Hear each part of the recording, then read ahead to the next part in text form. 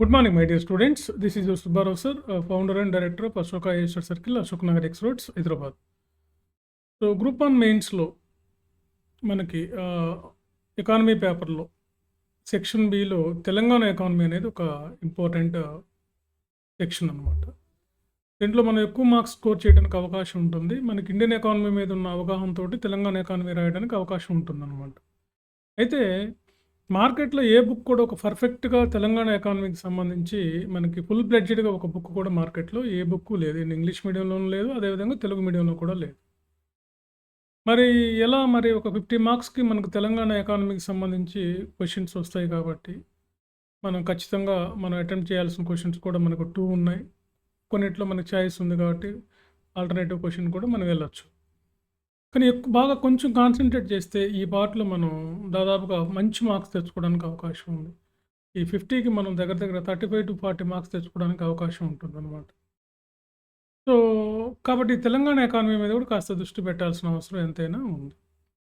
So friends, రేపు Sunday అంటే రేపు September 15th Sunday civil services మీద ఒక డెమో క్లాస్ కండక్ట్ చేస్తున్నాం మా అశోక ఐఏఎస్ సర్కిల్లో. సో ఎవరైనా మీకు తెలిసిన వాళ్ళు ఎవరైనా ఉంటే సివిల్స్ ప్రిపేర్ అయ్యేవాళ్ళు, ఇది ఫ్రీ డెమో, ఎవరైనా ఫ్రీ ఎంట్రీ ఉంటుంది. సో సివిల్ సర్వీసెస్కి ఎలా ప్రిపేర్ అవ్వాలి ఏంటి అనే అవగాహన మీద ఒక అవగాహన సదస్సు కల్పిస్తాం.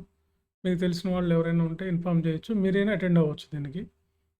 ముఖ్యంగా Telugu medium civil services, Telugu మీడియంలో సివిల్స్ ఎలా రాయాలి. ఇప్పుడు గ్రూప్ 1 రాస్తూ ఉంటారు, కొంచెం గ్రూప్ 1 అటో ఇటో అయినా మీకు రాకపోయినప్పుడు కొంతమందికి ఎవరికైనా రాని వాళ్ళు. సో దానికి మీరు దిగాలా పడకుండా, దానికి మీరు బాగా డిప్రెషన్ అవ్వకుండా మళ్ళీ సివిల్స్ కూడా ప్రిపేర్ అవ్వచ్చు. సివిల్స్కి గ్రూప్ 1కి పెద్ద తేడా లేదు, డిఫరెన్స్ ఏం పెద్దగా ఉండదు.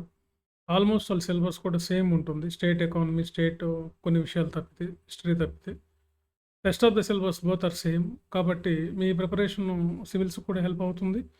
సో కాబట్టి ఎవరైనా సివిల్స్ ప్రిపేర్ అవ్వాలనుకునేటువంటి వాళ్ళు, ఏమైనా తెలుగు మీడియం, ఇంగ్లీష్ మీడియం, తెలుగులో కూడా సివిల్ సర్వీసెస్ రాయొచ్చు అనమాట. దాని మీద అవగాహన కల్పిస్తున్నాం. మీకు తెలిసిన వాళ్ళకి ఇన్ఫామ్ చేయండి. మరి రండి, గ్రూప్ 1 మెయిన్స్ తెలంగాణ ఎకానమీకి మనం ఏం చదవాలి.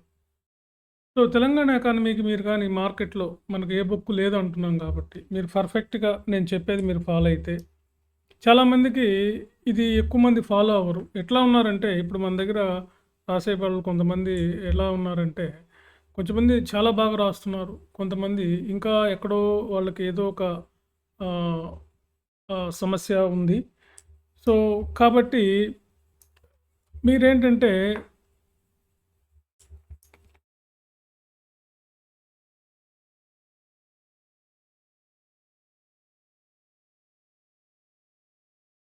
సో కాబట్టి నేను చెప్పిన విధంగా మీరు కానీ ఫాలో అయితే మనకి ఇదేం పెద్ద ప్రాబ్లం కాదు Telangana economy. Okay, right. So మీరు ఫస్ట్ తెలంగాణ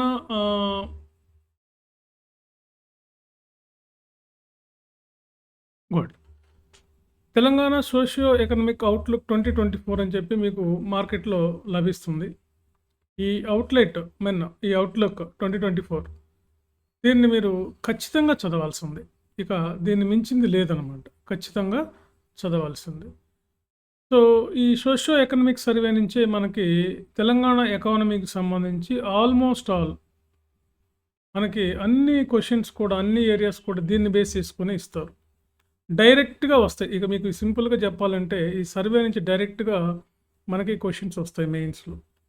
ఈ సర్వేను బేస్ చేసుకుని రాసే వాళ్ళకు మాత్రమే, ఈ సోషియో ఎకనామిక్ అవుట్లుక్ బేస్ చేసుకుని రాసే వాళ్ళకే ఫుల్ మార్క్స్ మనం 7 to 8 మార్క్స్ ఎక్స్పెక్ట్ చేయొచ్చు ఒక్కొక్క క్వశ్చన్కి. ఎందుకంటే ఎంతోమంది గ్రూప్ 1 అధికారులు, ఎంతోమంది ఐఏఎస్ అధికారులు నా దగ్గర చదివారు కాబట్టి, నా అనుభవంతో గ్రూప్ 1 అధికారులు వీళ్ళు, ఎందుకంటే వీళ్ళంతా కూడా సోషియో ఎకనామిక్ సర్వే చదివినటువంటి వాళ్ళే. కాబట్టి మీరు ఈ సోషియో ఎకనామిక్ సర్వే మీకు తెలుగులోనూ దొరుకుతుంది, అదేవిధంగా ఇంగ్లీష్లో కూడా దొరుకుతుంది. దీన్ని మనం తీసుకొని మీరు చదివి దీన్ని ఎలా చదవాలో కూడా నేను చెప్తాను మీకు ఇప్పుడు. దీంట్లో ఏంటంటే మీరు హైలైట్స్ మాత్రమే, ఫస్ట్ ఇండెక్స్ పేజీలో ఉన్న హైలైట్స్ మొత్తం చూడండి. ఫస్ట్ 2-3 పేజెస్లో హైలైట్స్ ఉంటాయి, ఈ అవుట్లుక్ యొక్క హైలైట్స్. సో ఆ హైలైట్స్ అన్నిటిని కూడా మీరు నోట్ చేసుకోండి, వాటిని బైహార్ట్ చేయండి వీలైతే. ఫర్ ఎగ్జాంపుల్ మనకి జిఎస్డిపికి సంబంధించి, జిఎస్డిపికి సంబంధించి, అదేవిధంగా TS agriculture, TS social sector, TS economic sector, okay, TS infrastructure, okay, TS IT sector, TS tourism, ఇలా అన్ని రంగాల నుంచి బ్రీఫ్గా అవుట్లుక్లో మనకి మెయిన్ ఇండెక్స్ పేజీలో క్లియర్గా ఇస్తారు. వీటికి సంబంధించినటువంటి డేటా మీ దగ్గర ఉండాలి, కంపల్సరీగా ఉండాలి. దాన్ని బేస్ చేసుకొని మనం రాయొచ్చు అన్నమాట. కాబట్టి ముందు ఇచ్చినటువంటి ఒక 3 to 4 పేజెస్ హైలైట్స్ చదవండి. ఇది తెలుగులోను దొరుకుతుంది, ఇంగ్లీష్లోను దొరుకుతుంది. సో మార్కెట్లో తెలుగు, ఇంగ్లీష్ 2 ఉన్నాయి కాబట్టి ఏ మీడియం వాళ్ళు ఆ మీడియం ఒకటి కొని ముందు మీ కాపీ మీ దగ్గర పెట్టుకోండి. ఫస్ట్ ఆఫ్ ఆల్ పెట్టుకొని దీన్ని బేస్ చేసుకొని రాయాలి. దీన్ని బేస్ చేసుకొని రాయడం వల్ల మనం తెలంగాణకు సంబంధించినటువంటి జియోగ్రఫీ కూడా దీనివల్ల మనం రాయడానికి అవకాశం ఉంటుంది. జియోగ్రఫీ తర్వాత మనకి ఎకానమీ, తర్వాత మనకు సమ్‌టైమ్స్ మనం ఒక ఎస్సే కూడా ఎక్స్‌పెక్ట్ చేయొచ్చు. తెలంగాణ రిలవెంట్‌గా ఉండే ఎస్సేస్. ఒకవేళ ఎస్సేస్ అడగకపోయినప్పటికీ ఒకవేళ అడగొచ్చు, అడగకపోవచ్చు చెప్పలేం.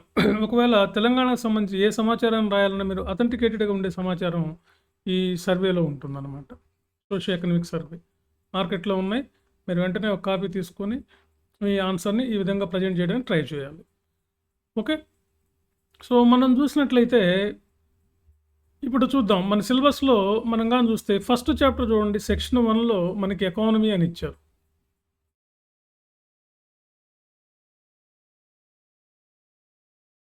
ఫస్ట్ సెక్షన్‌లో. సో దీంట్లో మ్యాక్రో ఎకనామిక్స్ ట్రెండ్స్ అని ఇచ్చారు. మ్యాక్రో ఎకనామిక్స్ ట్రెండ్స్ మీద ఒక క్వెషన్ ఎక్స్‌పెక్ట్ చేయొచ్చు మనం. సో దీంట్లో మనం చూడండి మ్యాక్రో ఎకనామిక్ ట్రెండ్స్ అంటే ఏంటంటే మనకి మెయిన్‌గా తెలంగాణ జీఎస్‌డిపి దాంట్లో ఉన్నటువంటి ట్రెండ్స్ ఏంటి? ఎలా పెరుగుతుంది? ఆ గ్రోత్ ఎలా ఉంది? గ్రోత్ రేట్స్ ఎలా ఉన్నాయి?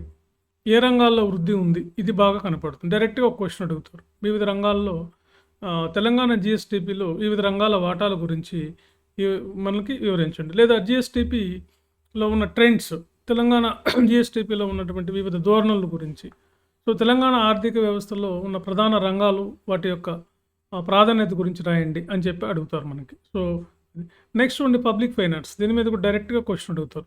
తెలంగాణలో రెవెన్యూ సోర్సెస్ ఏంటి? తెలంగాణలో ట్యాక్స్ రెవెన్యూ ఏంటి? తెలంగాణ ప్రభుత్వానికి ఉన్నటువంటి ఎకనామిక్ సోర్సెస్ ఏంటి? ట్యాక్స్ రెవెన్యూ ఎలా ఉంది? నాన్ ట్యాక్స్ రెవెన్యూ ఎలా ఉంది? డైరెక్ట్ క్వెషన్స్ దీని నుంచి వస్తాయి. కాబట్టి ఈ 2 కూడా ఇంపార్టెంట్ మీకు. తర్వాత చూడండి మనకి agriculture and allied sectors of Telangana ఉన్నారు. వ్యవసాయము, అనుబంధ పరిశ్రమలు. తెలంగాణ అగ్రికల్చర్ గురించి మనకు సిలబస్‌లో ఉంది. డైరెక్ట్‌గా అగ్రికల్చర్ గురించి ఒక క్వెషన్ అడుగుతారు. యాజ్ యూజువల్‌గా అడగడానికి అవకాశం ఉన్న క్వెషన్ ఏంటంటే, తెలంగాణలో ఉన్న వ్యవసాయ అభివృద్ధికి తెలంగాణ ప్రభుత్వం చేపట్టిన చర్యలేంటి అని అడుగుతారు. సో కాబట్టి అగ్రికల్చర్‌కి తెలంగాణ గవర్నమెంట్ తీసుకొచ్చినటువంటి స్కీమ్స్ ఏంటి? ఫినాన్షియల్ సపోర్ట్ ఏంటి? స్ట్రాటజీస్ ఏంటి? పాలసీస్ ఏంటి? Agriculture policies. సో ఇవన్నీ కూడా మనకి ఇంపార్టెంట్. కాబట్టి డైరెక్ట్‌గా అగ్రికల్చర్ మీద ఒక క్వెషన్ వస్తుంది. అలైడ్ సెక్టర్స్ తీసుకుంటే మనం అలైడ్ సెక్టర్స్ మీద కూడా ఒక క్వెషన్ ఎక్స్‌పెక్ట్ చేయొచ్చు. అలైడ్ సెక్టర్స్ అంటే మనకి హార్టికల్చర్ కానీ, యానిమల్ హస్బెండరీ కానీ, పౌల్ట్రీ కానీ వీటన్నిటిని కలిపి అలైడ్ సెక్టర్స్ అంటారు, అనుబంధ రంగాలు.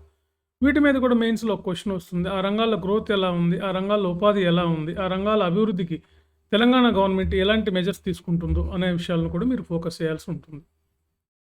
డైరెక్ట్‌గా ఫారెస్ట్ అండ్ ఎన్విరాన్మెంట్ మీద కూడా మనం క్వెషన్ ఇచ్చి ఈ మధ్య అంతా ఎన్విరాన్మెంట్ మీద ఎక్కువ ఫోకస్ చేస్తున్నారు. సివిల్ సర్వీసెస్ కానీ, గ్రూప్ 1 కానీ. సో తెలంగాణ ఎన్విరాన్మెంట్, ఫారెస్ట్ మీద కూడా ఒక క్వెషన్ ఎక్స్‌పెక్ట్ చేయొచ్చు. ఫారెస్ట్‌కి డెవలప్‌మెంట్ స్ట్రాటజీస్ ఏంటి? సోషల్ ఫారెస్ట్ ఏంటి? ఎకనామిక్ ఫారెస్ట్ డెవలప్‌మెంట్ కోసం తెలంగాణ గవర్నమెంట్ ఏం చేస్తుంది? సో ఫారెస్ట్ రిసోర్స్ ఏంటి? సో వాటిని ఎలా మనం డెవలప్ చేసుకోవాలి? ఇనిషియేటివ్స్ ఏంటి? ఇలాంటి పాయింట్ ఆఫ్ వ్యూలో మనకి ఇక్కడ క్వెషన్ అడగడానికి అవకాశం ఉంటుందన్నమాట. తర్వాత చూడండి సోషల్ సెక్టరు, సోషల్ ఇన్ఫ్రాస్ట్రక్చర్ మీద డెఫినెట్‌గా. సోషల్ ఇన్ఫ్రాస్ట్రక్చర్ అంటే ఎడ్యుకేషన్, హెల్త్, శానిటేషన్ ఇవి మెయిన్‌గా సోషల్ ఇన్ఫ్రాస్ట్రక్చర్ అంటారు. సో వెల్ఫేర్ మెజర్స్ ఏంటి? ముఖ్యంగా ఎస్సీ, ఎస్టీ డెవలప్‌మెంట్‌కి తెలంగాణ గవర్నమెంట్ ఏం తీసుకుంటుంది? చిల్డ్రన్ అండ్ విమెన్స్ డెవలప్‌మెంట్‌కి ఏం తీసుకుంటుంది? వీకర్ సెక్షన్ డెవలప్‌మెంట్ కోసం. ఓకే. తర్వాత వెల్ఫేర్ స్కీమ్స్ ఏంటి? తెలంగాణ గవర్నమెంట్ ప్రవేశపెట్టినటువంటి వెల్ఫేర్ స్కీమ్స్ ఏంటి? సామాజిక రంగ అభివృద్ధికి, సోషల్ సెక్టర్ డెవలప్‌మెంట్‌కి. డెఫినిట్‌గా దీని నుంచి ఒక క్వెషన్ వస్తుంది. ఇవన్నీ మనకు సిలబస్‌లో ఉన్నాయి క్లియర్‌గా. ఒక రకంగా చెప్పాలంటే మీకు 80% ఈ సర్వే చదివినా సరిపోతుంది తెలంగాణ ఎకానమీకి. 80% సరిపోతుంది. సివిల్ సర్వీసెస్ ప్రిపేర్ అయ్యే వాళ్ళు మాత్రం మాక్సిమం ఇదే చదువుకొని వెళ్తారు. ఎందుకంటే గతంలో నా అనుభవం మీద చూస్తున్నాను. నేను ఎంతోమందికి ఇదే సజెస్ట్ చేశాను. సర్వేని బాగా చదవండి. సో అండ్ కాబట్టి ఎడ్యుకేషను, హెల్త్, ఉమెను చూడండి మన సోషల్ సెక్టర్ అంటే. సో పంచాయతీ రాజ్ మీద కూడా మనకి గవర్నెన్స్‌లో గానీ, పాలిటీలో గానీ జనరల్ ఎస్సే రావచ్చు. తర్వాత అర్బన్ డెవలప్మెంట్ అనేది మనకి ఎన్విరాన్మెంట్‌లో క్వెషన్ ఉంది. ఎకానమీలో డెవలప్మెంట్ డైనమిక్స్‌లో క్వెషన్ వస్తుంది. జనరల్ ఎస్సే రావచ్చు. చూడండి ఎంత ఇంపార్టెంటో. కాబట్టి ఈ టాపిక్స్ అన్నీ చదవాల్సిందే. వీటిని బ్రీఫ్‌గా హైలైట్స్ మాత్రం చదివి పెట్టుకోండి. మీకు ఆల్రెడీ ఒక హైలైట్ ఉంటుంది. సోషల్ సెక్టర్ డెవలప్మెంట్ కోసం తెలంగాణ ఏం చేస్తుంది? ఓవరాల్ క్వెషన్ అది. పర్టిక్యులర్‌గా వెళ్ళినప్పుడు ఎడ్యుకేషన్ మీద ఏం చేస్తుంది? హెల్త్‌కి ఏం చేస్తుంది? ఉమెన్ చిల్డ్రన్ డెవలప్మెంట్ కోసం తెలంగాణ గవర్నమెంట్ ఏ మెజర్స్ తీసుకుంటుంది? ఎలాంటి చర్యలు చేపడుతుంది? అని అడగడానికి అవకాశం ఉంటుందన్నమాట. నెక్స్ట్ చూడండి. తర్వాత మోస్ట్ ఇంపార్టెంట్ దీని నుంచి కూడా మనం ఒక 4, 5 క్వెషన్‌లు ఎక్స్‌పెక్ట్ చేసినా తప్పు లేదనమాట. తర్వాత నెక్స్ట్ చూడండి. ఎకనామిక్ సెక్టర్‌లో ఎనర్జీ మీద మన సిలబస్‌లో ఇచ్చున్నారు క్లియర్‌గా. ఎనర్జీ మీద క్వెషన్ మన ఎన్విరాన్మెంట్ పార్ట్ ఆఫ్‌లో కూడా ఎనర్జీ మీద క్వెషన్ ఎక్స్‌పెక్ట్ చేయొచ్చు. ఇంధన రంగం మీద. తర్వాత irrigation sources part of agriculture. తర్వాత ట్రాన్స్‌పోర్టేషన్ మీద అడగొచ్చు క్వెషన్. Digital infrastructure. ఈ డిజిటల్ ఇన్‌ఫ్రాస్ట్రక్చర్ కూడా తెలంగాణ మంచి అభివృద్ధిలో పదంలో నడుస్తుంది కాబట్టి డిజిటల్ ఇన్‌ఫ్రాస్ట్రక్చర్ ఏముంది తెలంగాణలో? ఇది డెఫినెట్‌గా ఎక్స్‌పెక్ట్ చేయొచ్చు ఈ క్వెషన్.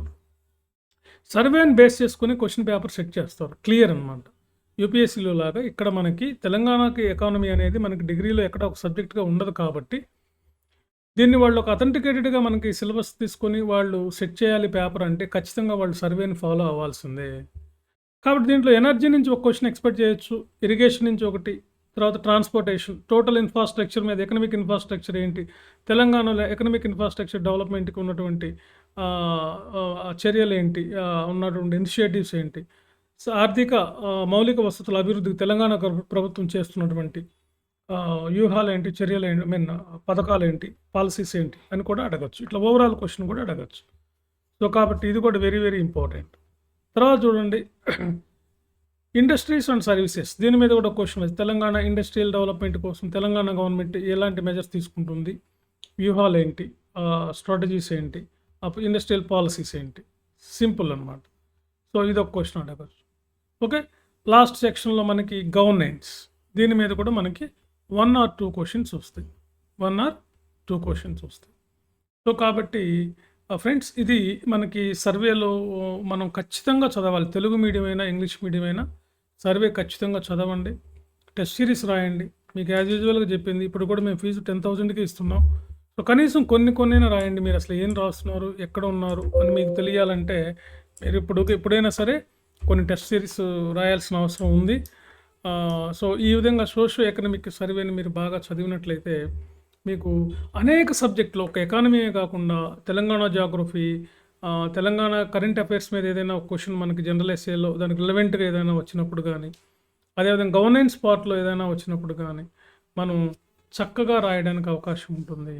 సో తెలంగాణ ఎకానమీకి ఇప్పుడైతే ఇది మీరు తప్పకుండా చదవాల్సిందే. దీన్ని కానీ మిస్ చేసుకుంటే మీరు ఆల్మోస్ట్ చాలా మార్క్స్ దాదాపుగా మీరు ఎకానమీ పేపరే కాకుండా జాగ్రఫీయే కాకుండా ఇతర పేపర్లలో ఉన్నటువంటి కొన్ని క్వెషన్స్ మీరు ఫర్ ఎగ్జాంపుల్ సోషియాలజీలో తెలంగాణ పార్ట్ నుంచి కూడా క్వెషన్ అడగచ్చు. గవర్నెన్స్లో తెలంగాణ పార్ట్ నుంచి కూడా క్వెషన్ అడగచ్చు. మనం చెప్పలేము ఇది కాంపిటేటివ్ ఎగ్జామ్స్ కాబట్టి ఎక్కడి నుంచైనా క్వెషన్ అడగడానికి అవకాశం ఉంటుంది. రిలవెంట్గా ఉంటే చాలు వాళ్ళకి సర్వీస్ కమిషన్కి. సో మీరు ఇవన్నీ కానీ చాలా జాగ్రత్తగా కానీ చూస్తే మీరు మంచి మార్క్ తెచ్చుకోవచ్చు. అందరూ ఖచ్చితంగా దీన్ని చదవాల్సిందే. తీసుకొని హైలైట్స్ చదువుకోండి. ఎలా చదవాలో చెప్పిన ఎలాంటి క్వెషన్లు వస్తాయో చెప్పాం కదా. సర్వే నుంచి డైరెక్ట్గా తీసుకుని క్వెషన్ ఇస్తారు. ఈవెన్ సివిల్స్లోనే ఇస్తారు. అలాంటిది గ్రూప్ 1లో ఎవరంటే ఆశ్చర్యపోవాల్సిన అవసరం లేదు. ఖచ్చితంగా ఇస్తారు గ్రూప్ 1లో. ఓకే. ఖచ్చితంగా సర్వే చదవండి. అందుకే చూడండి ఇంగ్లీష్ మీడియం వాళ్ళు ఎక్కువగా సర్వే ఫాలో అవుతారు.